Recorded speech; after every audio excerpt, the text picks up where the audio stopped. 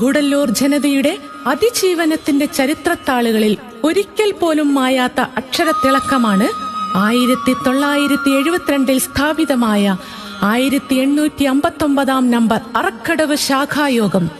നീലഗിരിയിലെ സംഘടനാ പ്രവർത്തനങ്ങളുടെ ചരിത്രം തുടങ്ങുന്നതും അറക്കടവ് ശാഖാ രൂപീകരണത്തോടുകൂടിയാണ്. സംഘടിച്ചു ശക്തരാകുവിനെന്ന മഹത്തായ ഗുരുസന്ദേശം ഉൾക്കൊണ്ട ഏതാനും ഗുരുഭക്തരുടെ പരിശ്രമത്തിലൂടെയാണ് അറക്കടവ് ശാഖായോഗം രൂപീകൃതമാകുന്നത്.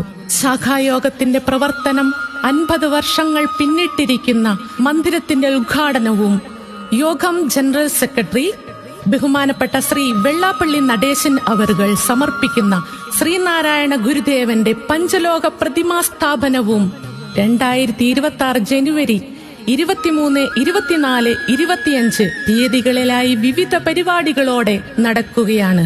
തൃശൂർ മുല്ലശ്ശേരി ലഞ്ചീഷ് തന്ത്രിയുടെ മുഖ്യ കാർമ്മികത്വത്തിൽ വിവിധ പൂജാകർമ്മങ്ങളോടെ ഗുരുദേവ വിഗ്രഹ സ്ഥാപനം നടത്തപ്പെടുന്നു. ഗുരുചിന്തനത്തിൽ പ്രശസ്ത ഗുരുധർമ്മ പ്രഭാഷകയായ ശ്രീമതി സൗമ്യ അനിരുദ്ധൻ മുഖ്യ പ്രഭാഷണം നടത്തും. ഈ സുവർണ നിമിഷത്തിൽ പങ്കെടുക്കുന്ന യോഗ നേതാക്കൾ തുഷാർ വെള്ളാപ്പള്ളി, സന്തോഷ് അരയാക്കണ്ടി, NK ഷാജി, പച്ചയിൽ സന്ദീപ്. ഈ ധന്യമുഹൂർത്തത്തിൽ പങ്കാളികളാകാൻ ഏവരെയും സ്വാഗതം ചെയ്യുന്നു. കണ്ണൂർ അധീന അവതരിപ്പിക്കുന്ന നാട്ടുമൊഴി നാടൻപാട്ടുമേളയും പാരമ്പര്യ കലാരൂപങ്ങളുടെ ദൃശ്യാവിഷ്കരണവും അരങ്ങേറുന്നു.